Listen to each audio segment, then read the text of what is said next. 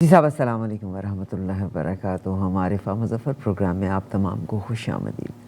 میرے ساتھ اس پروگرام میں ہمیشہ ہوا کرتے ہوتے ہیں جناب سمیع اللہ ملک صاحب. بٹر ٹروتھ ان کی BitterTruth.UK ان کی ویب سائٹ ہے. آپ ان کے آرٹیکلز پڑھتے ہیں. پوری دنیا میں ان کے آرٹیکلز مختلف اخباروں میں اور رسائل کے بیچ میں ان کے آرٹیکلز آتے ہیں. مجھ پہ بلکہ سمیع اللہ ملک صاحب نے اعتراض کیا کہ آپ جناب قدرت اللہ شہاب کا ذکر میرے ساتھ نہ کیا کریں. مگر صاحب میرے پروگرام کا مقصد آف کورس یہ پولیٹیکل چیزوں کو تو میں اور آپ چینج نہیں کر سکتے. یہ تو پانی کے بہاؤ کے ساتھ کتنا ہم اس کے مخالف بہیں گے. مگر آف کورس ویلیوز کی ترویج میرا مقصد ضرور ہے. اور میں یہ کہتی ہوں کہ جس گود میں ایک انسان پرورش پاتا ہے یقیناً وہ معنی ضرور رکھتی ہے. اسی حوالے سے اس کا تذکرہ میں کیا کرتی ہوتی ہوں. بہرحال ایک دفعہ پھر سے مختصراً بیان کرنا چاہتی ہوں. سمیع اللہ ملک صاحب کسی تعارف کے محتاج نہیں. بنیادی طور پہ آپ انجینئر ہیں اور انگلینڈ میں اس وقت ہوتے ہیں. ان کی بلکہ قانون سے ان کا تعلق رہا. ان کی وائف کا بیٹے کا بھی اب قانون سے ان کا تعلق ہے. تو یقیناً جن پیشوں سے ہمارا تعلق ہوتا ہے ان کا گھر میں تذکرہ بھی بہت رہتا ہے. اگین ان کی ویب سائٹ آپ نوٹ کر لیجئے گا. BitterTruth.UK کے نام سے ان کی ویب سائٹ ہے. یقیناً ہمارے پچھلے پروگرام سے منسلک یہ پروگرام ہے. جسٹ اے کوانسیڈنس کہ پاکستان میں اس وقت جو قانون کا نظام ہے اور ہمارے جو جج اور چیف جسٹس ہیں وہ صورتحال دیکھ کے دل بیزار ضرور ہوتا ہے کہ واٹ وی آر ڈوئنگ. یقیناً میں اور آپ اسلام کی بات کرتے ہیں, سیاست میں اسلامائزیشن کی بات کرتے ہیں, مگر نہ تو ہم اہل سیاست کو وہ سمجھا سکے کہ دین کیا ہے اور دین میں ایک سیاستدان کو کیا کرنا چاہیے, نہ حکمران یہ سمجھ پائے. یقیناً اس کا تذکرہ میں آپ بالکل فریکوینٹلی اس کا تذکرہ کرتے رہتے ہیں. اب اگلی بات کہ اگر ہم عدلیہ کا ذکر کرتے ہیں تو عدلیہ کتنا فالو کرتی ہے اس چیز کو. کیا جو اشخاص کے اپنے مقاصد ہیں وہ اتنے ہر چیز کے اوپر حاوی ہو گئے ہیں کہ وطن, ملک, دین, ہر چیز کو پامال کر کے رکھتی ہے. دس از مائی اوپینین. اس سے آپ کا متفق ہونا کوئی اتنا ضروری نہیں ہے. بہرحال اگر ہم پاکستان میں چاہے سیاست کی بات کر لیں, چاہے ہم عدلیہ کی بات کر لیں, ہر چیز دگرگوں صورتحال میں نظر آتی ہے. بہرحال میری ریکویسٹ ہوگی جناب سمیع اللہ ملک صاحب سے کہ وہی اس کے اوپر روشنی ڈالیں. سر سب سے پہلے تو السلام علیکم and welcome to this episode. وعلیکم السلام ورحمۃ اللہ وبرکاتہ. بہت شکریہ. میں آپ کے توسط سے آپ کے تمام ناظرین کو بھی سلام برس کرتا ہوں. بہت شکریہ سر. وعلیکم السلام. سر میں آج کی یقیناً عدلیہ کے بارے میں ہی ہم ذکر کرتے رہتے ہیں. میری ڈیفینیٹلی ریزرویشن ضرور ہے. پاکستان کے بارے میں اکثر لوگ کہتے ہیں کہ اللہ تبارک و تعالیٰ اس کے وجود کا باعث بنے, یہ آف کورس, مگر اشخاص, انسان, پولیٹیشنز, اور اگر کسی ملک کا جسٹس سسٹم پیور ہے وداؤٹ اینی پرسنل انٹرسٹ تو میرا خیال ہے وہ ملک بہترین ملک ہو سکتا ہے. اور ان ملکوں میں جن میں ہم بیٹھے ہوئے ہیں یہاں پہ ہم یہی کہتے ہیں کہ یہاں کا سسٹم اور جسٹس سسٹم از فینامنل. تو میں سر آپ ہی کی نظر جو ہے اس کے اوپر دیکھنا چاہتی ہوں. آپ کیا فرماتے ہیں؟ میرا تو دل بڑا دکھی ہوتا ہے جب میں پاکستان میں ایون عدلیہ کو بھی کیوس میں دیکھتی ہوں تو اٹ ہرٹس می. اعوذ باللہ السمیع العلیم من الشیطان الرجیم. بسم اللہ الرحمن الرحیم. ومن لم يحكم بما انزل الله فاولئک هم الظالمون ومن لم يحكم بما انزل الله فاولئک هم الکافرون. صدق اللہ العلی العظیم. رب اشرح لي صدری یسر لي امری واحلل عقدۃ من لسانی یفقهوا قولی. ربنا تقبل منا انک انت السمیع العلیم. آمین یا رب العالمین. جزاک اللہ خیر. میں سب سے پہلے تو آپ کے اس جو آپ نے کہا کہ میں نے اعتراض کیا, میری کیا مجال میں اعتراض کروں میری بہن. میں نے اعتراض نہیں کیا, میں نے درخواست کی تھی. اعتراض میں اور درخواست میں زمین آسمان کا فرق ہے. تو اس کی وجہ, درخواست کی وجہ یہ تھی کہ آپ کو پتا ہے کہ ہمارا معاشرہ سلطان بود کی طرف چلتا ہے بہت زیادہ, اور میں میں چاہتا ہوں کہ میری نالائکی کی وجہ سے ان کو کوئی گزر نہ پہنچے، کیونکہ لوگ ان کو جو پڑھتے ہیں جانتے ہیں، ان کا ایک اپنا ایک سٹینڈرڈ ہے جو کہ میں سمجھتا ہوں کہ اپنی نالائکی کی وجہ سے ہم اس تک نہیں پہنچ سکے. اور باقی سارا معاملہ اب آپ کے ہاتھ میں ہے، آپ جیسے چاہیں وہ کر سکتے ہیں. میں نے اس وقت صرف گزارش کی تھی. تاہم آپ کی دلیل ایک بڑی واضح بھی ہے، بڑی مضبوط بھی ہے. میں اس کے سامنے سرنڈر ہو رہا ہوں، ایسی کوئی بات نہیں. سر میں اور معذرت کی خواستگار ہوں، میں اور آپ یہ کہتے ہیں کہ اولاد والدین کا صدقہ جاریہ ہوتی ہے، اور یقیناً اچھے والدین کی جو اولاد ہے اس پہ بہت بڑی ذمہ داری بھی ہے کہ وہ ان روایات کو، ان ویلیوز کو برقرار رکھے، اور میرا خیال ہے کہ آپ کے کندھوں کے اوپر بڑا بوجھ بھی ہے. میں اسی بوجھ کی وجہ سے ہی آپ سے درخواست کی تھی کہ میں نے کہا کہ مجھے اپنی کمزوریوں کا احساس ہے، کما حقہ ہوا احساس ہے اپنی کمزوریوں کا. تو بہرحال اللہ تعالیٰ نیت سے واقف ہے، انما الاعمال بالنیات، اللہ کوئی تعالیٰ کی شک نیت سے واقف ہے، ایسی کوئی بات نہیں ہے. تو اس لیے میں آئندہ بھی جب ایسی بات ہوگی تو میرا تو یقینی بات ہے کہ میری گفتگو، میرا لہجہ جو ہے وہ عاجزانہ ہی ہوگا آپ کے ساتھ، اور مؤدبانہ ہوگا. اچھا، میں نے سورہ مائدہ کی 44 اور 45 آیت کا میں نے تلاوت کی ہے. وَمَن لَّمْ يَحْكُم بِمَا أَنزَلَ اللَّهُ فَأُولَٰئِكَ هُمُ الْكَافِرُونَ وَمَن لَّمْ يَحْكُم بِمَا أَنزَلَ اللَّهُ فَأُولَٰئِكَ هُمُ الظَّالِمُونَ. یعنی اللہ قرآن سورہ مائدہ کی 44 اور 45 نمبر آیت میں یہ اللہ تعالیٰ فرماتے ہیں کہ جو لوگ اللہ کے نازل کردہ احکام اور قوانین کے مطابق حکم نہ دیں وہی ظالم ہے، بالکل اور صحیح. یہ وہی کافر ہے. اور پھر دوسری آیت میں کہا کہ وہی جو ہے وہ کافر ہے، ظالم بھی ہے اور کافر. اب یہ میری بہن قرآن کے اندر یہ جو میں نے دونوں آیات پڑھی ہے، آگے پیچھے کی آیت ہے، میں نے کہا 44 اور 45 نمبر آیت ہے سورہ مائدہ کی. اس میں کوئی کھلی چھپی ہوئی بات نہیں کہی، یہ صریح واضح اور کھلا حکم ہے اللہ تعالیٰ کا تمہارا.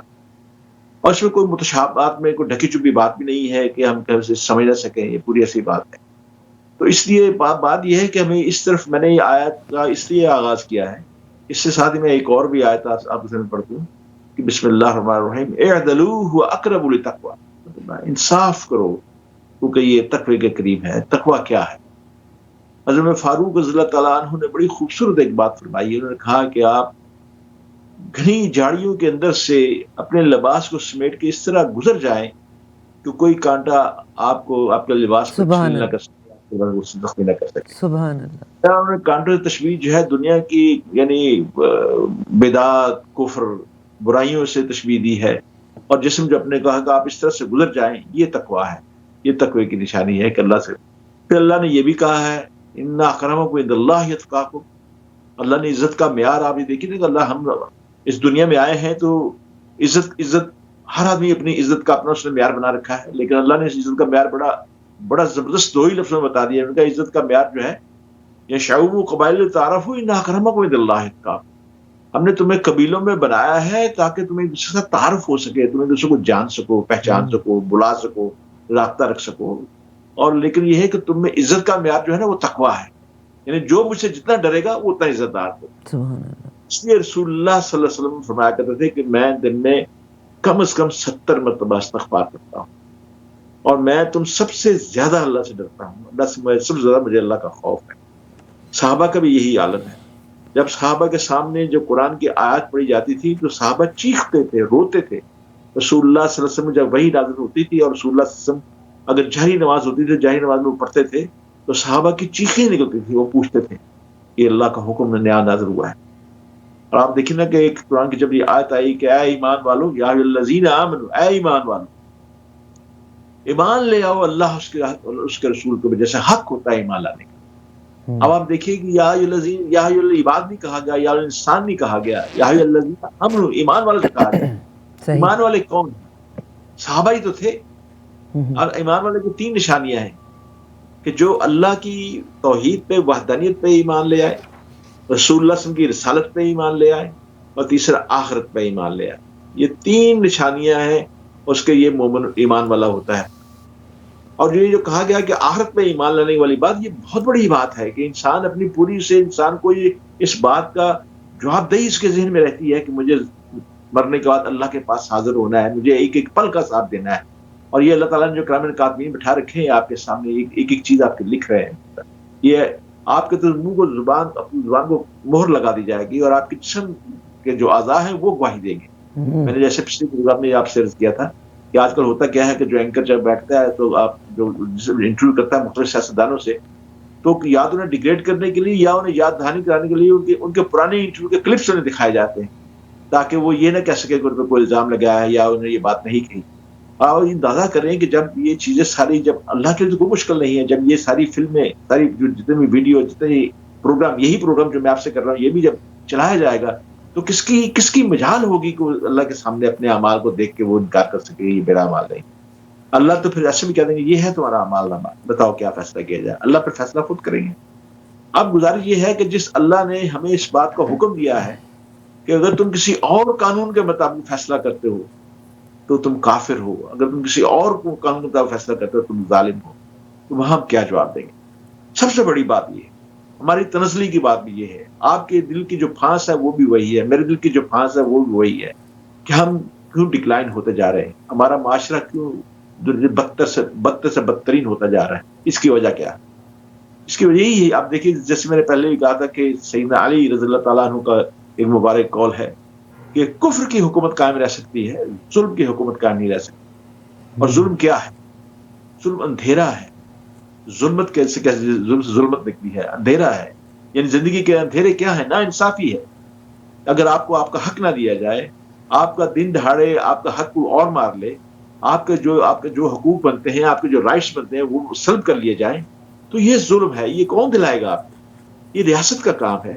ریاست کے اندر ایک آرگن ہے جس کا نام عدالت ہے، جس کے اوپر ہم آج دوسرا پروگرام کر رہے ہیں. اب آپ یہ دیکھیے کہ یہ معاملہ کیوں آیا. ہم عدلیہ کی ضبو حالی پہ یہ کیوں اس قدر نوحہ کنا ہے؟ اس کی وجہ یہ ہے کہ آپ دیکھ لیجئے کہ میں نے پچھلی دفعہ کہا تھا، حالانکہ ہماری عدلیہ کے اندر بڑے بڑے ایسے لوگ ہیں جو کہ بڑے عدلیہ کے ماتھے کے جھومر ہیں. ہماری جب پاکستان بنا تھا، جب ہماری عدلیہ بنی تھی، پہلے چیف جسٹس رشید صدیقی، انہوں نے بالکل رائٹ ڈائریکشن کے اندر اس عدلیہ کو ڈال دیا تھا. لیکن ہماری بدنصیبی کا آغاز تو اس وقت ہوا جب جسٹس منیر صاحب آئے. ایوب خان صاحب نے شب خون مارا. سکندر مرزا اور غلام محمد، آپ کو پتا ہے کہ یہ کیسے کیسے چہرے ہمیں پاکستان میں بننے کے بعد میں دیکھنے کے لیے ملے. یہ میں دور نہیں جاتا، میں صرف اشارہ کرتا ہوں کہ آپ کو یاد ہے کہ ہمارے ہاں حکومتیں اتنی تبدیل ہوئی کہ ہمارے جو پڑوس میں جواہر لال نہرو تھا، اس نے کہہ دیا کہ میں اتنی اپنی دھوتیاں تبدیل نہیں کرتا جتنی پاکستان میں حکومتیں تبدیل ہو رہی ہیں. یہ کیا تھا؟ اس وقت ہماری عدلیہ تو موجود تھی، لیکن عدلیہ کے ساتھ ایسا کھلواڑ ہو رہا تھا اور یہ کھلواڑ کیا جا رہا تھا. لیکن عدلیہ کے ججز نے یہ کیوں موقع دیا؟ یہ جس منیر کا میں ذکر کر رہا ہوں، یہ سب سے پہلے ہمارے انصاف کا، اس ملک کا جو خون ہوا آئین کا، انہوں نے نظریہ ضرورت تیار کیا. ایوب خان کو نظریہ ضرورت کے تحت ان کی ماشاء اللہ کو جائز قرار دے دیا گیا. حالانکہ ہم جانتے ہیں کہ ایوب خان صاحب سے میں اشارتاً باتیں کروں گا، آپ کے جو ہیں دیکھنے والے پروگرام کو ماشاء اللہ وہ بین السطور بھی سمجھتے ہیں اور بہت سمجھدار ہیں.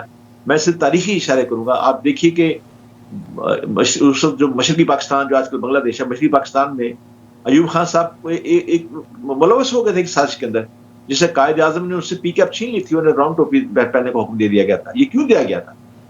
یہ آج تک یہ تاریخ اپنی قوم سے کیوں چھپائی گئی؟ اب تو ہمیں تو پتا ہے وہ کیوں چھپائی گئی، اب تو چیزیں سامنے آ گئی ہیں. پھر قائد اعظم کے فرمان، جسے ہم قائد اعظم کہتے ہیں، محمد علی جناح وہ قائد اعظم، یعنی سارے قائدوں کے اعظم، سب سے بڑے مطلب ہے، ان کے جو زرعی اصول ہیں مطلب ہے. آپ کو پتا ہے کہ ان سے جو سوال کیا گیا کہ جب پاکستان نہیں بنا تھا، انہوں نے کہا تھا کہ پاکستان کا آئین کیا ہوگا. انہوں نے کہا کہ مجھے بڑا افسوس ہے یہ سوال سن کے کہ جب آپ مجھ سے پوچھتے ہیں کہ پاکستان کا آئین کیا ہوگا. پاکستان کا آئین وہ ہوگا جو 1300 سال پہلے ہمیں اللہ کی ذات سے ہمارے رسول اکرم صلی اللہ علیہ وسلم نے ہمیں عطا فرمایا ہے. آپ دیکھیں انہوں نے بڑا صحیح کہا، 1300 سال پہلے قرآن نازل ہوا، ان کا ہمارا تو آئین وہ ہے.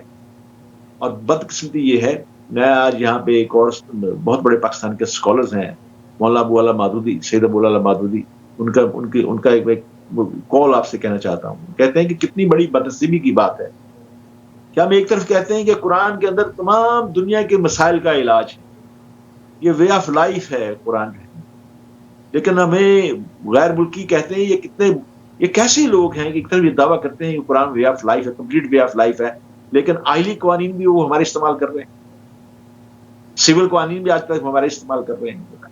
یہ کتنی کتنا بڑا انہوں نے آپ دیکھیں طنز کی، کتنی بڑی چوٹ کی.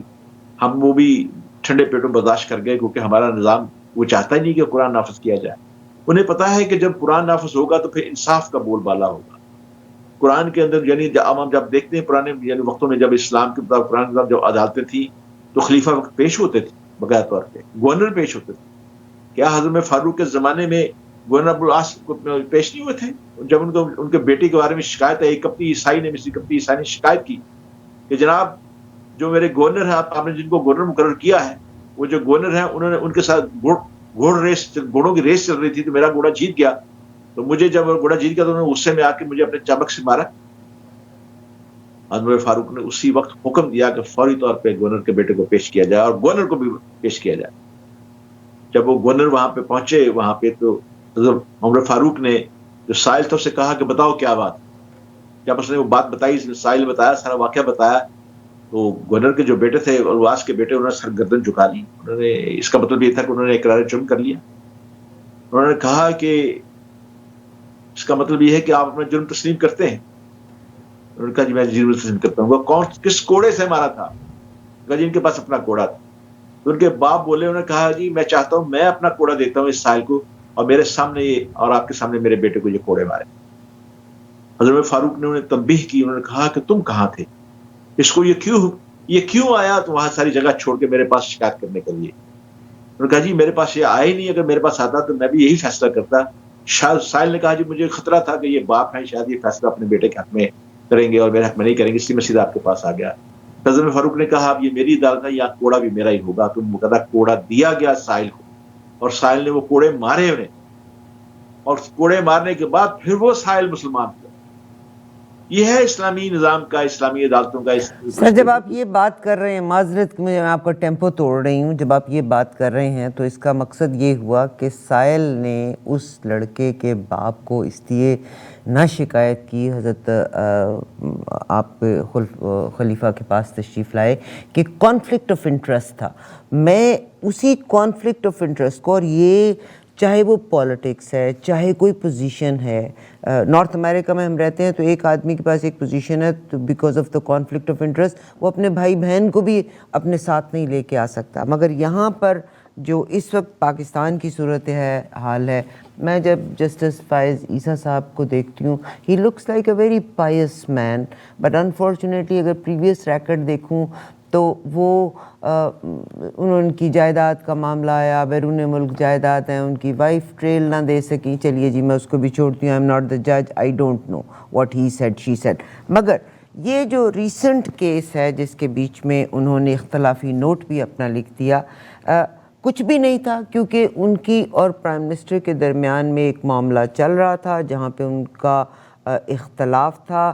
اب اس بینچ کے بیچ میں ان کا نام نہیں آیا تھا تو انہوں نے اپنے اختلافی نوٹ میں جو ورڈز لکھے ہیں انہوں نے لکھا ہے کہ میں اسی کو جو نیوز ہے میرے پاس اسی کو کوٹ ان کوٹس میں کرتی ہوں کہ پاکستان کے چیف جسٹس گلزار احمد اور جسٹس قاضی فائز عیسیٰ کے درمیان ایک معاملے میں اختلاف سامنے آیا. یعنی چیف جسٹس کے ساتھ بھی فائز عیسیٰ صاحب کا اختلاف آیا کہ جب وزیر اعظم کے ترقیاتی فنڈ سے متعلق از خود نوٹس کے معاملے پر چیف جسٹس نے اپنے حکم نامے میں جسٹس قاضی فائز عیسیٰ کو اس بنیاد پر وزیر اعظم کے خلاف کیس میں مقدمے کی سماعت سے روک دیا، بیکاز کانفلکٹ آف انٹرسٹ تھا کہ ان کا آلریڈی وزیر اعظم کے ساتھ ایک معاملہ چل رہا تھا. کیونکہ جسٹس قاضی فائز عیسیٰ ایک مقدمے میں وزیر اعظم کے خلاف درخواست گزار ہیں. اب جو انہوں نے نوٹ لکھا ہے نا، نوٹ میں وہ لکھتے ہیں کہ جسٹس قاضی فائز عیسیٰ نے اس فیصلے کے خلاف اپنے اختلافی نوٹ میں لکھا کہ چیف جسٹس نے ان کی شہرت کو داغدار کیا.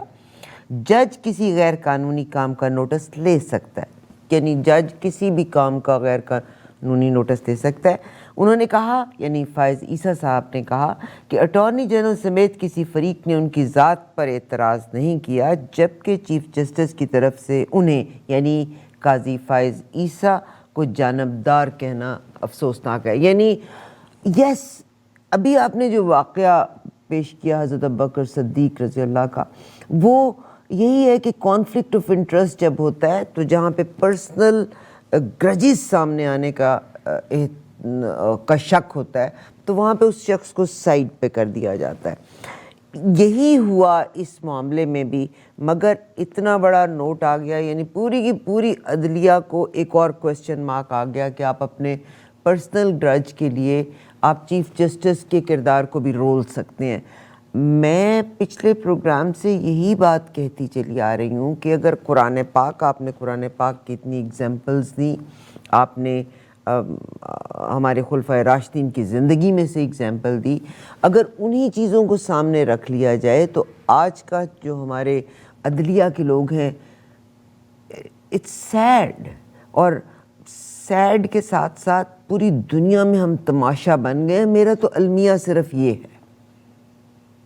دیکھیے, آپ نے بڑی تفصیل کے ساتھ المیہ کا ذکر کیا اور ججز کا آپس میں جو اختلاف ہے اس کا ذکر کیا, لیکن میں آپ کو یہ عرض کروں کہ یہ کوئی نئی بات نہیں ہے. اچھا, ججوں کا اختلاف کوئی نئی بات نہیں ہے. میں آپ کو ایک جج, ہمارے چیف جسٹس جسٹس ارشاد حسن خان صاحب ہیں, انہوں نے ایک کتاب لکھی, اپنی کتاب ارشاد نامہ. اس کتاب میں وہ لکھتے ہیں کہ آپ کو یاد ہوگا کہ میں نے پچھلے پروگرام میں یہ کہا تھا, میں اس کو دہرا دیتا ہوں کہ سجاد علی شاہ صاحب کو جب چیف جسٹس بنایا گیا تو یہ جونیئر تھے, ان سے سینئر 3 جج تھے, سعد جان, میاں اجمل اور سعید عمر صدیقی صاحب. یہ 3 سے جج ان سے سینئر تھے, لیکن ان پہ یہ نوازش اس لیے کی گئی کہ سجاد علی شاہ صاحب سندھی جج تھے. میں صوبائیت میں نہیں پڑھنا چاہتا, لیکن انہوں نے بار بار وہ زرداری کی کار کا دروازہ کھولتے تھے تو لوگوں کے ماتھے کھنکنے جو شروع ہو گئے. انہوں نے کہا کیا بات ہے کہ ایک جسٹس عدالت کا, وہ ایک سیاستدان, بے نظیر کا زمانہ تھا وہ, انہوں نے کہا کہ وزیر اعظم کے شوہر ہیں صرف, یہ کوئی سرکاری ایسا وہ عہدہ نہیں ان کے پاس, اور جج جو ہوتا ہے وہ تو اس کی تو اپنی ڈگنیٹی ہوتی ہے, اس کو کیا ضرورت ہے دروازہ کھولنے کی. دروازہ کھولتے تھے.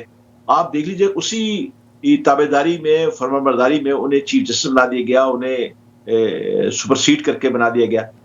اور ارشاد نامے میں جسٹس ارشاد صاحب اپنی جو بایوگرافیز میں لکھتے ہیں, انہوں نے کہا کہ جب ان کو بنا دیا گیا تو سپریم کورٹ کے جو ججز تھے وہ ان کے ساتھ ان کا تعاون نہیں کرتے تھے, ان کے ساتھ سجاد علی شاہ صاحب کے ساتھ, بلکہ بولتے تک نہیں تھے, بات نہیں کرتے تھے. اور وہ عدالتی جو ڈیکورم تھا وہ بھی اس میں جو تھا اس میں فرق پڑ رہا تھا. جب کبھی چیف جسٹس بطور چیف جسٹس سجاد علی شاہ جب میٹنگ بلاتے تھے تو وہ میٹنگ میں چلے جاتے تھے, کچھ زیادہ بات نہیں کرتے تھے اور وہ خاموش رہتے تھے. کوئی بات جو جس بات کا جواب مانگا جائے اس کا بات کا جواب دے دیا, باقی وہ خاموش رہتے تھے. اور سجاد علی شاہ صاحب کو اس بات کا پتہ چل گیا تھا کہ یہ مجھ سے ناراض ہے کیونکہ مجھ سے سینئر ہے. اور یہ دیکھیں نا, ایک تو عدلیہ کے اندر خود یعنی انصاف کا خون اس طرح ہوا آپ کے سامنے ہے, پھر وہ عدلیہ سے آپ کیا انصاف مانگیں گے, اس جج سے کیا انصاف مانگیں گے, وہ کیا انصاف دیں گے اپنی قوم کو, یہ لوگوں کو, جب وہ سیاستدانوں کے ہاتھوں میں کھیلنا شروع کرتے ہیں.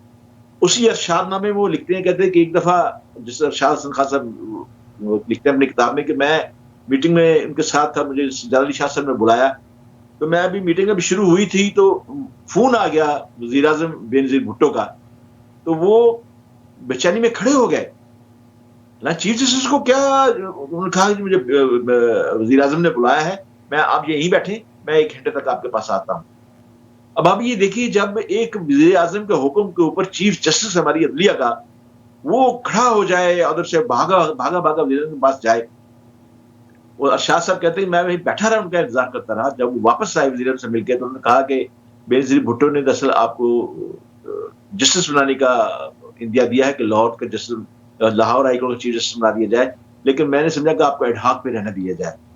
اب یہ بات انہیں ارشاد کہتے ہیں مجھے بہت بری لگی, اور میں نے کہا کہ میرا جب چیف جسٹس مجھ سے اتنا ناخوش ہے, انہوں نے کہا کہ میں نے فوری طور پہ 2 مہینے کی چھٹی کے لیے اپلائی کر دیا. میں نے کہا کہ میں اب وزیر اعظم اور چیف جسٹس کے درمیان جو ہے شٹل کاک نہیں بننا چاہتا. انہوں نے کہا میں نے 2 مہینے کی چھٹی لی, اور سجاد حسین نے بھی فوری طور پہ میری چھٹی منظور کر لی. انہوں نے کہا کہ تاکہ راستے سے یہ معاملہ نکل جائے اور تاکہ وزیر اعظم کے سامنے مجھے جواب دہی نہ دینی پڑے.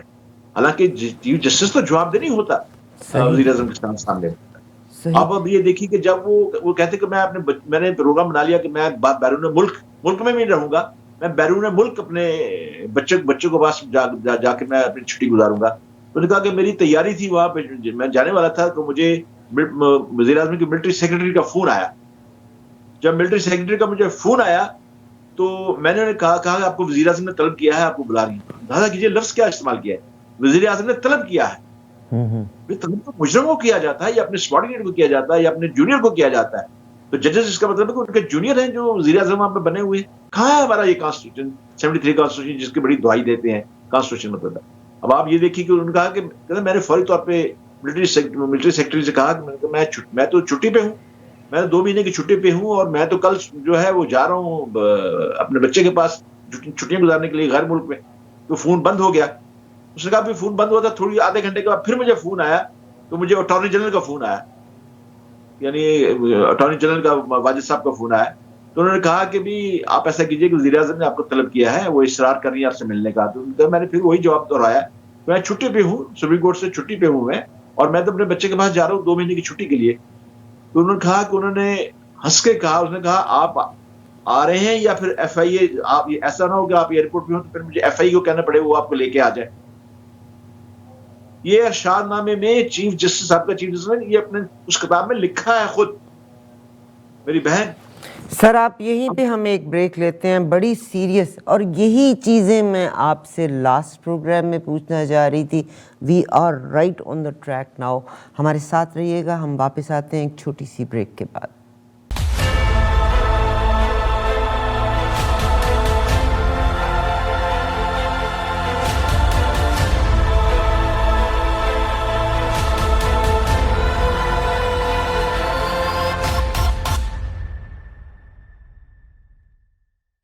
پروگرام ایک بار سے خوش آمدید کہنا چاہتی ہوں. میرے ساتھ جناب سمیع اللہ ملک صاحب, اور آج سمیع اللہ ملک صاحب نے جب ارشاد نامہ کا ذکر کیا, میرا پہلا کنسرن تو یہ آیا کہ جتنے لوگ پاورفل ہوتے ہیں, جب وہ اپنی دور اقتدار میں ہوتے ہیں کسی بھی جگہ پہ, چاہے وہ عدلیہ ہے, چاہے وہ پولیٹیشنز ہیں, چاہے وہ کوئی آرمی کے ہیں, چاہے وہ کوئی پولیس ڈپارٹمنٹ کے ہیں, یا کوئی ہمارے ادر کوئی بیوروکریٹس ہیں, تو اس وقت تو وہ ہر چیز کو گزارتے ہیں, مگر اپنی ریٹائرمنٹس کے بعد کتابیں لکھتے ہیں. پھر اس کا کیا فائدہ؟ یہ مزہ تو پھر ہے نا کہ سارے کا سارے سٹینڈ تب لیں جب they can make a difference, they can make a change. آپ نے سر جب ذکر کیا تو آج آپ نے بڑی پیاری بات کی, جناب سجاد علی شاہ صاحب کا ذکر کیا. میں پچھلے پروگرام سے بھی آپ سے یہی ریکویسٹ کر رہی تھی کہ عدلیہ کا معاملہ جو مجھے لگتا ہے, ایک تھا کہ آپ کو آپ کی سینیورٹی کے اوپر, آپ کی کوالیفیکیشنز کے اوپر پوزیشنز ملے. جب آپ نے سجاد علی شاہ کا ذکر کیا تو آپ نے کہا کہ 3 لوگ ان سے سینئرز تھے, بٹ کیونکہ وہ دروازہ کھولنے کے قائل تھے تو ان کو پوزیشن دے دی گئی اور ان کو چیف جسٹس بنا دیا گیا. اب میرا کیا اعتماد رہ گیا سسٹم کے اوپر؟ ٹھیک, آپ نے ارشاد نامہ کا ذکر کیا, اور یعنی یہ جو فیورٹزم ہے, کیا قانون ہے کہ جس کے تحت خاص طور پہ چیف جسٹس یا ہمارے جو ڈفرینٹ ججز ہیں ان کی اپوائنٹمنٹس, ان کی کوالیفیکیشنز, ان کی سینیورٹیز کے اوپر ہو, تاکہ پولیٹیکل انٹرفیرنس ہو ہی نہ؟ یہ میرا سوال ہے. چلیے, مجھے خوشی ہے کہ آپ کا ایک سوال کا جو آپ کے ذہن میں جو المیہ کے بارے میں جو سوال کر رہا تھا اس کا تو جواب آیا. اب اسی میں دوبارہ میں آپ سے, آپ نے کیونکہ شروع کیا تھا قاضی فائز عیسیٰ صاحب سے کہ ججز کے درمیان اختلاف ہے, تو میں نے بتایا کہ یہ اختلاف کوئی نئی بات نہیں ہے. جیسے میں نے کو بتایا کہ جب سجاد علی شاہ صاحب کو مقرر کیا گیا تھا چیف جسٹس, تو ججز کے اندر رنجش تو اس قدر رنجش تھی کہ ججز کے درمیان سلام دعا تک بند تھی. جی سر, سلام دعا تک نہیں ہوتی تھی. پھر آپ یہ دیکھیں کہ میں آپ کو بتاؤں کہ یہ بھی جب وہ کہتے ہیں کہ جب میں گیا بے نظیر بھٹو کے پاس, تو بے نظیر بھٹو نے پھر مجھے کہا کہ آپ کو باہر جانے کی ضرورت نہیں ہے, میں آپ کو لاہور ہائی کورٹ کا چیف جسٹس مقرر کر رہی ہوں. اب آپ دیکھیے, یہ تو سسٹم نے مقرر کرنا ہوتا ہے نا, لیکن ہمارے وزیر اعظم جو ہے وہ مقرر کر رہے ہیں کسی کو, مگر کسی انہوں چیف نے تو پھر ناخوش کر دیا جسٹس سجاد کو. اچھا, اب یہ ہاں, اب دیکھیے نا, جب جب چیف جسٹس لاہور, ان کا آپ لاہور کے چیف جسٹس میں آپ کو مقرر کر رہی ہوں, آپ وہاں پہ جائیں اور ایسا کریں کہ آپ لاہور کی یہ جو عدلیہ ہے اس کا جو وقار گرا وہ اس وقار کو بحال کریں آپ لاہور کی عدلیہ کا. اور جب جسٹس سجاد کو اس بات کا پتہ چلا تو وہ بڑے چیخ ہوئے, انہیں بڑی سخت تکلیف ہوئی. اور ارشاد نامے میں جس ارشاد سے کہتے ہیں کہ مجھے انہوں نے مجبور کیا کہ میں ریزائن کر دوں. انہوں نے کہا کہ 2 کام کریں, یا آپ ریزائن کر دیں یا آپ انکار کر دیں بے نظیر بھٹو کو. تو ارشاد صاحب نے کہا کہ میں نے کہا کہ نہیں میں نہیں انکار کر سکتا, میں نہیں انکار کروں گا. میں آپ یہ دیکھیے نا, جب ارشاد صاحب کو یہ پتا چل گیا کہ جس وزیر اعظم نے جسٹس سجاد شاہ کو چیف جسٹس بنایا ہے تو اسی نے تو مجھے بھی اپوائنٹ کیا ہے لاہور ہائی کورٹ کا چیف جسٹس, تو میں کیوں, یعنی وہ خود میرا ڈیفینڈ کریں گی, میں کوئی انکار کروں. صحیح. اس کے بعد پھر آپ بتائیے کہ کیسے ججز کے مراسم آپس میں ٹھیک رہ سکتے ہیں. لیکن یہ جس ارشاد صاحب جنہوں نے ارشاد نامہ لکھا ہے, آپ نے آخری بڑی زبردست بات کہی کہ یہ ریٹائر ہونے کے بعد ایسی کتابیں لکھتے ہیں, یہ بھی کوئی اتنے دودھوں کے دولے ہوئے نہیں تھے. یہ اسی بینچ کے انچارج تھے جس بینچ نے پرویز مشرف کو آئین میں نہ صرف اس کو نظر ضرور کے تحت اس کے ماشاء اللہ کو جائز قرار دیا, مشرف کی آمد کو حکومت کو ٹپل کرنے کو جائز قرار دیا, بلکہ اسے آئین میں ترمیم کرنے کا اختیار بھی دے دیا. آپ یہ دیکھیے کتنا بڑا والا ہے, تو یہی جس ارشاد صاحب نے بتایا. پھر آپ یہ دیکھیے کہ کچھ پھر یہ ارشاد نامہ پھر نے کیا کیا کہ اپنی اس کتاب کے باتوں کو دفاع کرنے کے لیے ایک اور جسٹس کو کہا کہ آپ میری کتاب کا مقدمہ بھی لکھیں, باتیں بھی لکھیں. آپ یہ دیکھیے کہ خود بہت بڑے بڑے وکیل ہیں جو سپریم کورٹ کے, اس میں چودھری اعتراض حسن ہیں, احمد خان ہیں, دوسرے لوگ ہیں, وہ کیا رائے رکھتے ہیں. وہ کہتے ہیں کہ اس ملک کے اندر انصاف آئین کی یعنی پاسداری کی جو ذمہ داری عدلیہ پہ تھی وہ عدلیہ نے پوری نہیں کی. یہ میں نہیں کہہ رہا, آپ نہیں کہہ رہے, یہ وہ جو سینئر ترین ہمارے وکلاء ہیں سپریم کورٹ کے, جن کا ایک نام ہے تاریخی طور پہ, جو آئینی امور کو بہت اچھا سمجھتے ہیں, یہ ان کی آرا ہے. اور اس کو انہوں نے کہا کہ ہماری عدلیہ خود اس میں ناکام رہی ہے.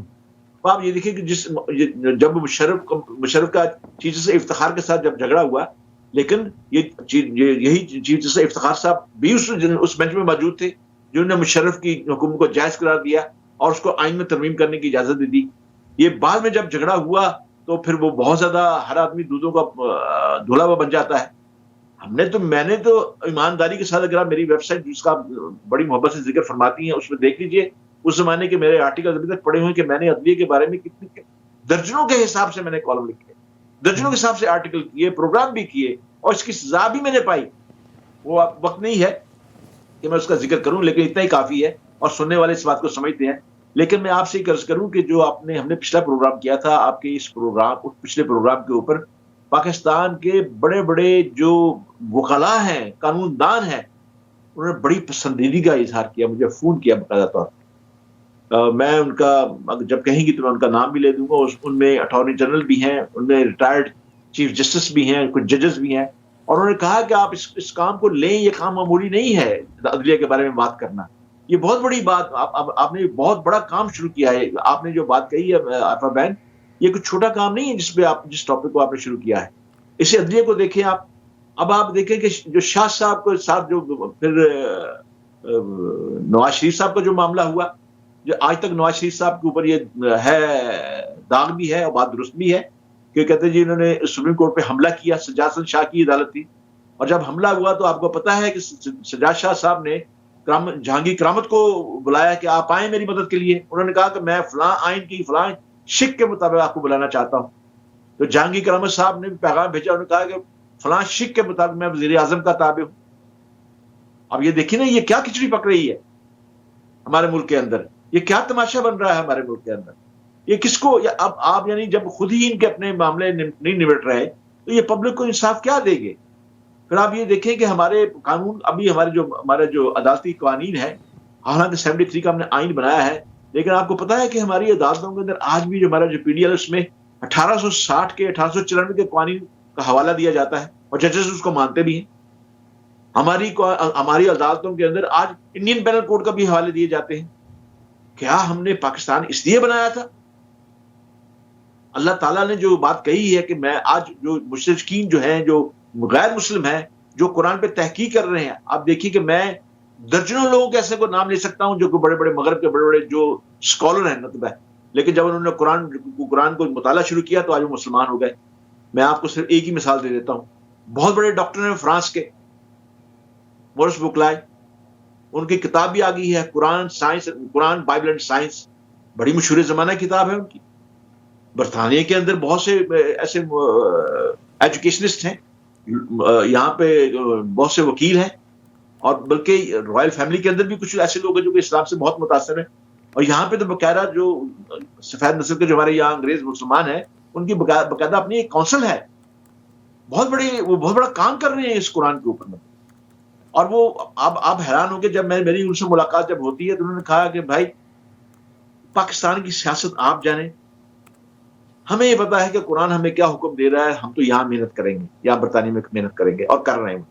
وہ اپنی باتیں کرتے ہیں. جب بھی ہمیں موقع ملا ہم اپنی باتیں ان تک پہنچاتے ہیں، اسلام کی بات پہنچاتے ہیں، بڑے کھلے عام پہنچاتے ہیں. میں یہ سمجھتا ہوں کہ اللہ یہ میری سوچ ہے، اللہ مجھے اس پہ معاف بھی فرمائے گا انشاءاللہ. میں سوچتا ہوں یہ کام جو ہم نے کرنا تھا یہ لوگ کر رہے ہیں. اللہ تعالیٰ نے شاید انہی لیے اللہ کے لیے تو امتوں کو تبدیل کرنا کوئی بڑی بات نہیں ہے. جب اللہ نے قرآن میں کہا کہ کنتم خیر امت اخرجت للناس تأمرون بالمعروف وتنہون عن المنکر تؤمنون باللہ. You are the best people, you are the chosen people you are. Why? کیوں؟ اس لیے کہ جو کام نبیوں نے کیا وہ کام تمہیں کرنا ہے. نبیوں نے کیا کام کیا؟ نبیوں نے نیکی کا حکم دیا اور برائی سے روکا، برائی سے روکنے کا حکم دیا. میں نے سماجت نہیں کی، یہ نہیں کہا خدا کے واسطے یہ کام نہ کریں، یہ نہ کریں. یہ کب ہوتا ہے؟ آخری جو اس آیت کا کہا تؤمنون باللہ، اگر تم ایمان والے ہو. آپ دیکھیے کہ یعنی ہمیں عدلیہ کا، میں نے جس پہلے بھی کہا تھا کہ سبق پر پھر شجاعت کا، صداقت کا، عدالت کا لیا جائے گا تجھ سے کام دنیا کی امامت کا. جن لوگوں نے قرآن کو سمجھا، قرآن کو پڑھا، انہیں اس بات پہ کوئی ایسی امبیرسمنٹ فیل نہیں ہوتی. میں تو بڑے پر یقین انداز سے، بڑے پرعزم انداز سے میں لوگوں سے بات کرتا ہوں. ہاں میرے قرآن میں سے چیز ہے. آپ نے پچھلی دفعہ کہا تھا، آپ اس میں بے شک پروگرام رکھ لیجئے گا، بینکنگ کے اوپر آپ نے بات کی تھی، تو میں نے کہا تھا نہیں ایسی بات نہیں ہے، بینک کو لایا نہیں جاتا. میں انشاءاللہ آپ کے سامنے بیٹھا ہوں، میں اس پہ بھی پروگرام کرنے کے لیے آپ کو تیار ہوں. مطلب ہے لیکن بات یہ ہے کہ جو اس وقت یعنی دنیا کے اندر اس وقت جو ہے جو طاقتور ہے اس کا قانون چل رہا ہے، جس کی لاٹھی اس کی بہن. سر آپ یہ بات کرتے ہیں، بلکہ یہ بھی ہے کہ تاریخ میں بھی تاریخ جو ونر ہوتا ہے وہ اپنے لحاظ سے تاریخ کو لکھتا ہے. لوزر بیچارہ چاہے کتنا بھی اس نے کام کیا ہو وہ اپنے لحاظ سے بیان کرتا ہے، مگر سنی اسی کی جاتی ہے. جو ونرز ہوتے ہیں، جن کی عدالتوں میں، جن کے کمروں میں بیٹھ کے تاریخ لکھی جاتی ہے، وہ تاریخ کو بھی اپنے لحاظ سے لکھوا دیا کرتے ہوتے ہیں. بہرحال جب یہ تاریخ جب ایسے لکھی جاتی ہے تو پھر آپ کو پتا ہے کہ بڑی بڑی حکومتوں پھر ہلاکو خاں مسلط کیے جاتے ہیں. صحیح. ہلاکو خاں جب آیا، جب اس نے تختہ الٹ دیا بغداد کا، تو آپ کو پتا ہے کہ اس نے جب سلطان کو بلایا، سامنے کھڑا تو تھال کے اندر سونا پڑا ہوا تھا، اس کے خلاف میں لیا گیا. تو جب وہ کھانے لگا، ہلاکو خاں کھانا کھانے لگا، تو اس نے کہا بیٹھو کھانا کھاؤ. اس نے کہا تم کھانا یہ نہیں، تم یہ سونا کھاؤ، یہ جو سونا تمہارے سونا کھاؤ. اس نے سلطان نے بڑے ملتجی انداز میں کہا کہ میں ضرور یہ کیسے سونا کھا سکتا ہوں. اس نے کہا کھا نہیں سکتا، پھر جمع کیوں کیا تم نے؟ کیا بات ہے، پھر تم نے جمع کیوں کیا؟ ہم پہ تو زوال اس لیے آیا نا کہ ہم نے قرآن کے ذرعی اصولوں کو چھوڑ کے ہم نے سونے کو ذرعی اصول بنا لیا. ہم نے اپنی حکومتوں کو اپنا جو ہماری ڈکٹیٹرشپ تھی اس کو ذرعی اصول بنا لیا. صحیح. اب آپ نہ جائیے، میں خود اس بات کو بڑے یعنی اس بات کو یعنی آپ میں ثابت بھی کر سکتا ہوں. اس وقت دنیا کے اندر کہیں بھی اسلامی حکومت نہیں، کہیں بھی اسلامی حکومت نہیں. اسلام کا نام استعمال کیا جا رہا ہے، قرآن کی آیت کو استعمال کیا جاتا ہے. اسلام میں کہیں بادشاہت نہیں ہے. اسلام کے اندر خلافت کا نظام ہے، اور خلافت کا نظام ایسا نہیں ہے جس طرح آپ جانتی ہیں خلیفہ کیسے چنا جاتا ہے، کیسے کیا جاتا ہے. اس کے متقی ہونا ضروری ہے. پھر تقوی کی بھی اس کی شرائط ہے. 16 شرائط ہیں اس اسلام کو چننے کے لیے. یہ پروگرام اس بات کی اجازت نہیں دیتا. کبھی آپ پروگرام کریں گے انشاءاللہ وہی بتائی جائیں گی انشاءاللہ. سر آج تو بس غم یہی ہے کہ اگر میں اسی دنیا میں ہی رہتے ہوئے انسان جو یعنی ہمارا جو دین ہے، یہ دیکھیے یہ ہمارا جو دین ہے یہ یعنی الدین النصیحہ، دین جو ہے پھر ہمارا جو ہے دین فطرت میں بنیاد رکھتا ہے. جیسے ہم ہیں یعنی ایسا مشکل دین نہیں ہے. میرے آقا صلی اللہ علیہ وسلم نے اس دین کے اوپر قرآن کے اوپر پورا مکمل کر کے لوگوں کو یہ دکھا دیا کہ یہ قرآن جو ہے میں اس میں پورا میرے نبی نے پورے قرآن میں خود عمل کر کے دکھایا کہ یہ مشکل نہیں ہے. پھر یہ بھی کہا گیا قل انا بشر مثلکم یوحی، میں انسان ہوں تمہاری طرح، بس فرق یہ ہے کہ مجھ میں وحی نازل ہوتی ہے. یہ بات اس لیے کہی گئی کہ تاکہ بتایا جائے کہ لوگ یہ کہیں نہ یہ نہ کہیں رسول اللہ کے پاس بڑی ماورائی چیزیں تھیں، طاقت تھی، اس لیے وہ قرآن پہ عمل کر گئے. رسول اللہ کے ساتھ تمام بشری تقاضے تھے. میرے آقا صلی اللہ علیہ وسلم سوتے تھے، جاگتے تھے. میرے رسول اللہ صلی اللہ علیہ وسلم پہ جب غم نازل ہوتا تھا وہ آبدیدہ بھی ہوتے تھے، جب اپنے ساتھیوں سے بیٹھتے تھے، جو خوشی کی بات آتی تھی، کوئی نعمت کی بات آتی تھی، وہ مسکراتے بھی تھے. انہوں نے اپنے صحابہ کو خوشیوں کی جنت کی نوید بھی سنائی.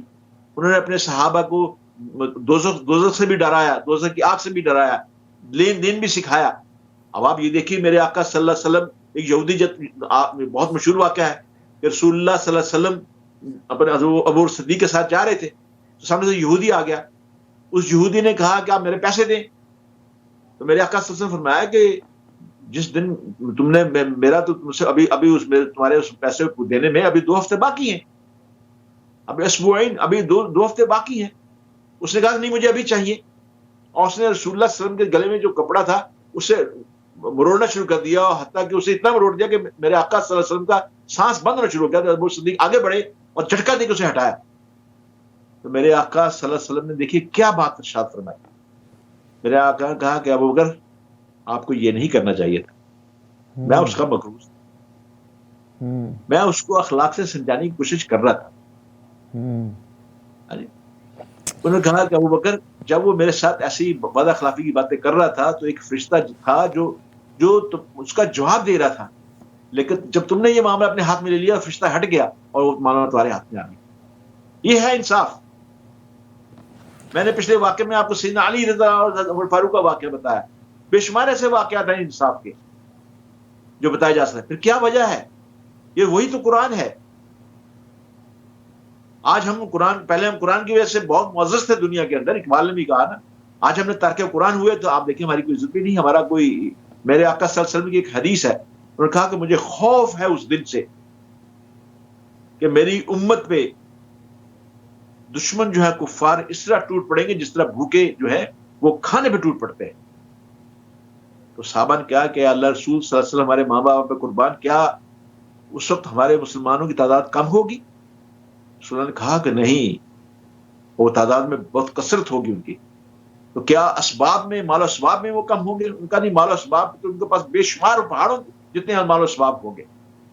پھر کیا وجہ ہے؟ انہوں نے کہا کہ وہ ان پہ واہن تعریف ہو جائے گا. پوچھا واہن کیا ہوتا ہے؟ یہ واہن یہ ہوتا ہے کہ موت سے خوف اور زندگی سے پیار.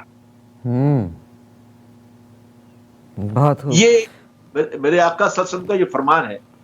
موت میں جب آدمی موت سے محبت کرنے لگے، دیکھیے موت جو آدمی دنیا میں آیا اس نے جانا ہے، صحیح.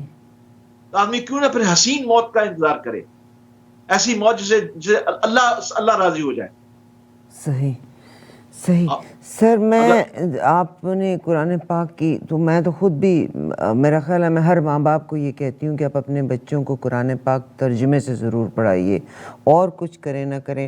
میں تو خود ابھی اس زندگی میں فیل ہوں. میرا اپنا ایک بیٹا ہے، میں نے ابھی تک اس کو ترجمے سے میں قرآن پاک نہیں پڑھا سکی، مگر میرا خیال ہے قرآن پاک کو سمجھنا سب سے ضروری ہے. اینڈ الحمدللہ اللہ تعالیٰ میرے والدین کو بھی جنت الفردوس میں جگہ دے. Yes it was a great blessing کہ ترجمہ لازمی طور پہ سکھایا تھا. تفسیر پھر مختلف جگہوں پہ مختلف ہوا کرتی ہے. مجھے پاکستان کے عوام کا، میں اکثر جب ابھی آپ نے ارشاد نامہ کا بھی ذکر کیا تو انہوں نے کہا کہ وہ ملک سے باہر جانا چاہتے تھے. میں جہاں پہ بیٹھی ہوں میں تو خود ملک سے باہر پاکستان کو چھوڑ کے کینیڈا میں آ کے میں آباد ہوئی، تو میں 10 دفعہ سوچتی ہوں کہ اگر میں یہ لفظ کہوں تو کیا ہوگی. مگر جیسے کہتے ہیں نا کہ ہر انسان کی ایک پوزیشن ہوتی ہے، پوزیشن کے مطابق اس پہ رسپانسبلٹیز یا برڈنز اس پہ ہوا کرتے ہوتے ہیں. دس از ویری انفارچونیٹ کہ ہمارے موسٹ آف دیز جو پوزیشنز کے لوگ ہیں زندگی میں، جب تک تو چاہے کوئی سیکرٹریز لیول پہ پوزیشنز تھیں ان کی کہ انہوں نے اپنی پوزیشن کو انجوائے کیا پاکستان کے وسائل کے اوپر، چاہے ملک میں چاہے بیرون ملک، اور جب وہ ریٹائر ہوئے تو انہوں نے کتابیں بھی اس ملک کے بارے میں لکھیں. جب ان کے پاس چانسز تھا اس کو امپروو کرنے کا تو انہوں نے اس کو امپروو نہ کیا. And afterwards safe havens کے بیچ میں جا کے انہوں نے اپنے ٹھکانے بنا لیے. Now they can say any thing about Pakistan. But جب وہ اس پوزیشن میں تھے کہ وہ سسٹم کو تبدیل کرنے کا باعث بن سکتے تھے، کسی نے بھی پانی کے بہاؤ کے سمت میں بہنے کی کوشش نہیں کی، اسی بہاؤ میں چلتے گئے. یعنی ساروں کے ساتھ انہوں نے بھی اپنے ہاتھوں کو رنگا جس طرح بھی رنگ سکتے ہیں. مجھے غم یہ ہے کہ اگر اتنی اعلیٰ پوزیشنز کے اوپر ہمارے ججز آپس میں جھگڑ رہے ہیں تو ایک عام آدمی جو کہ قانون کا اور اچھے فیصلے کا متلاشی ہے اس کو کیا حق ملے گا, کیا جائز ہے؟ اس کا مطلب ہے جس آدمی کے پاس اپروچ ہوگی وہ پہنچ کے سسٹم کو کبھی بھی کرپٹ کر سکتا ہے. بہت خوب, بالکل. دیکھیے میں آپ کو ایک اور واقعہ بتا دوں, وہ بھی آپ کے لیے بڑا حیران کن ہوگا اور آپ کے سوال کا جواب بھی اسی میں آپ کو مل جائے گا. جی. کون نہیں جانتا جسٹس نسیم حسن شاہ کے نام کو؟ بھٹو کے مقدمے میں جب جی وہ سر. فیصلے آئے تھے تو وہ بھی اس میں جج تھے. تو آج بھی اگر آپ یوٹیوب پہ جائیں تو افتخار ہمارے اس ایک ٹی وی چینل کے اینکر تھے, انہوں نے اس سے سوال لیا, جواب دے اس پروگرام کا نام تھا. اس میں جب جسٹس نسیم حسن شاہ کو بلایا اور اس مقدمے کے بارے میں جب بات کی تو آپ دیکھیں جسٹس نسیم شاہ نے کیا جواب دیا.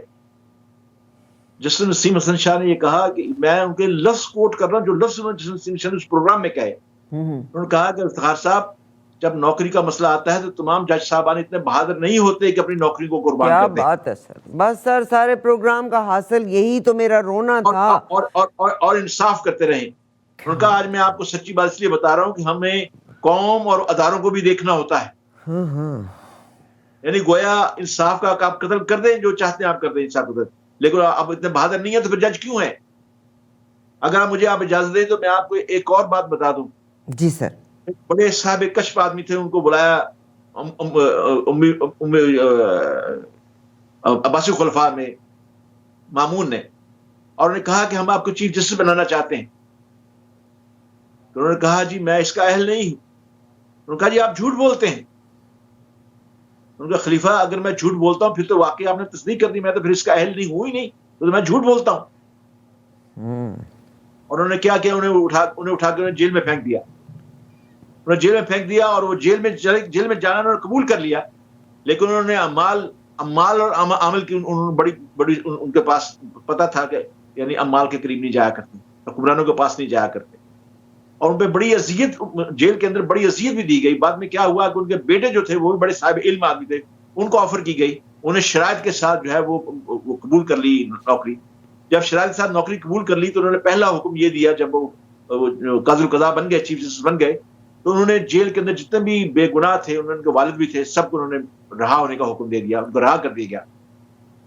تو جب ان کے والد گھر آئے تو انہیں پتہ چلا کہ ان کے بیٹے نے تو جو ہے وہ جس کا میں نے نوکری کا انکار کیا تھا, یہ تو اس کی نوکری اختیار کرنی. تو بڑے سخت ناراض ہوئے, اپنے بیٹے سے بات نہیں, انہوں نے اپنے فوری طور پر حکم دیا کہ گھر کو تقسیم کر دیا جائے, اور اپنے بیٹے اپنے گھر کے طرف دیوار کر دی باقاعدہ طور پہ. انہوں نے کہا ہمارا تمہارے سے کوئی لینا دینا نہیں ہے. اس زمانے میں خمیری روٹی کھائی جاتی تھی. ہوا کیا کہ وہ جو صاحب علم آدمی تھے, تو ان کے گھر میں جب خمیر ختم ہو گیا تو وہ 2 دن فاقہ بھی رہا. 2 دن کے بعد انہیں جو آٹا آیا گھر میں, جو ان کا جو غلام تھے, خادم تھے, انہوں نے آٹا گوندھ کے جب کھانا کھلانے لگے, تو جب کھانا کھانے لگے تو انہوں نے جو خوشبو ہے, انہوں نے کہا کہ ہمارے گھر میں تو آٹا تھا ہی نہیں, پھر یہ خمیر کہاں سے آیا؟ اس نے کہا حضور تھوڑا سا خمیر آپ کے بیٹے کے جو طباخ تھا, جو کک تھا, اس سے تھوڑا سا خمیر ادھار لیا. انہوں نے کہا اٹھا لو اس کو, ہم نہیں کھائیں گے, اپنا خمیر بناؤ, جہاں 2 دن ہم نے بھوک سے گزارے 2 دن اور گزار لیں گے, خمیر اپنا تیار کرو. اور پھر انہوں نے کہا کہ یہ جو آٹا تم نے گوندا ہے اور یا جو روٹی جو بنائی ہے, اس کو کئی جگہ پہ جا کے کسی کو کھلا دو جا کے. اب وہی ہوا. چند دنوں کے بعد انہوں نے پوچھا اپنے خادم سے, جو تو آٹا تھا جس سے تم نے 7 والوں سے خمیر لے کے بنایا تھا, وہ آٹا کہاں گیا؟ اس نے کہا جی آپ نے حکم دیا تھا تو میں دجلہ میں جا کے پھینکا تاکہ دجلے کی مچھلیاں کھا لیں, تاکہ وہ کھایا نہ ہو, رزق ہے. اس صاحب علم نے ساری عمر جو باقی بچی تھی دجلہ کی مچھلی نہیں کھائی. واو, یہ ہے صاحب علم کا کام, اسے کون جھکا سکتا ہے؟ پھر آپ امام حنبل کو دیکھیے, آپ امام حنبل, میں آپ کو بتا رہا ہوں کہ یہ لوگ جو آج کہتے ہیں کہ قرآن, میں تو یہ ثابت کرتا ہوں کہ قرآن مکمل وے آف لائف ہے. ہمارا جو عروج تھا وہ قرآن کو سینے سے لگایا تھا, تو قرآن نے ہمیں سینے سے لگایا, اللہ نے ہمیں اپنے ساری دنیا میں بلند کر دیا. حضرت عمر فاروق جتنی حکومت آج تک کسی مسلمان حکمران کی نہیں ہوئی. 3 برے اعظم پہ حضرت عمر فاروق کی حکومت تھی. آپ دیکھیں ان کے زمانے میں جب تاوان لینے کے لیے بھیجا گیا, جزیہ لینے کے لیے بھیجا گیا, افغانستان تک افغانستان جزیہ دیتا تھا اس زمانے میں، مدینے سے آپ دیکھ لیں افغانستان کتنا دور ہے، اور جب وہ جزیہ دیتے تھے، اور جب وہ عباسی خلفاء کا دور آیا تو جزیہ لینے کے لیے لوگ آئے، تو افغانستان کے لوگوں نے کہا کہ ہم آپ کو جزیہ نہیں دیتے. انہوں نے کہا کیوں نہیں دیتے، وہی تو اسلامی حکومت ہے، اس کا تسلسل ہے. انہوں نے کہا نہیں، وہ لوگ کہاں ہیں جن کے پیٹ اپنی کمر سے لگے ہوتے تھے، دبلے پتلے اور بڑے کیا پرانے بات پھٹے ہے. پٹے کپڑے پہنے ہوتے تھے، اور ان کی تلواروں کی میانوں پہ پھٹی پرانی کپڑوں سے لپیٹی ہوتی تھی، وہ کہاں ہیں؟ ہم ان کو جزیہ دیں گے کیونکہ ان کے چہرے پہ روب تھا. تم تو بڑے موٹے تازے بڑے جو ہم نہیں دیتے، اور جزیے سے انکار کر دیا.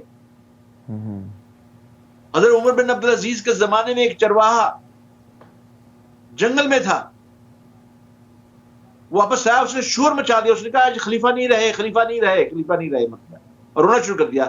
لوگوں نے بصرے میں تھا، اس نے پکڑا، اس نے کہا تمہارا دماغ خراب ہے. انہوں نے پکڑ کے بٹھا دیا، اس کا دماغ چل گیا. اس نے کہا نہیں خلیفہ نہیں رہے دنیا میں.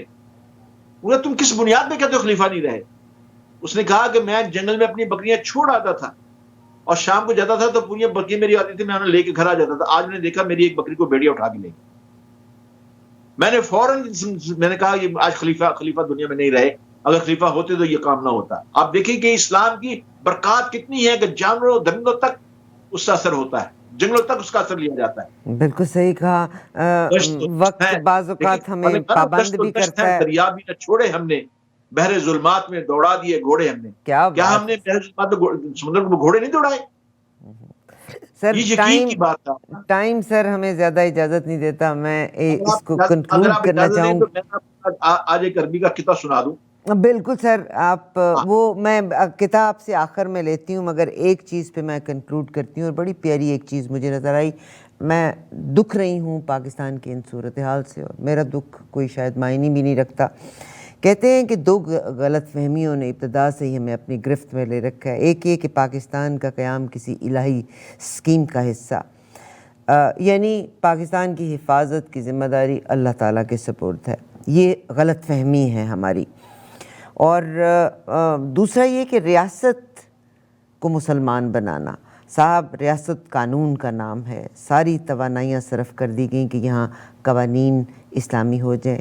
بہرحال ریاست نہیں، یہ اہل سیاست ہیں، اہل ریاست ہیں، اہل سیاست ہیں، اہل ریاست ہیں، جن کو اگر وہ ان قوانین کی پاسداری کریں تو نہ کوئی پسند پہ اپوائنٹمنٹ ہوگی، ناپسند کے فیصلے لیے جائیں گے، اور عام آدمی بھی اپنے وسائل کو استعمال کرتے ہوئے، کیونکہ کسی کو اعتماد ہی نہیں ہے سسٹم کے اوپر. ہر آدمی کو سفارش کی ضرورت ہے. جس آدمی کے پاس سفارش نہیں، وہ ساری اپنی عمریں جیلوں کے بیچ میں گزار دیتے ہیں. دس از ویری سیڈ. اللہ تعالیٰ اس ملک کی مدد کرے. اب آپ اپنا قطعہ بیان کیجیے. دیکھیے بات یہ ہے کہ ایک قطعہ ہے عربی کا اسی موضوع کے ساتھ کہ من طلبنی وجدنی، ومن وجدنی عرفنی، ومن عرفنی احبنی، من احبنی عشقنی، ومن عشقنی قتلتہ، من قتلتہ فعلی لازم دیتہ ودیت عنہ.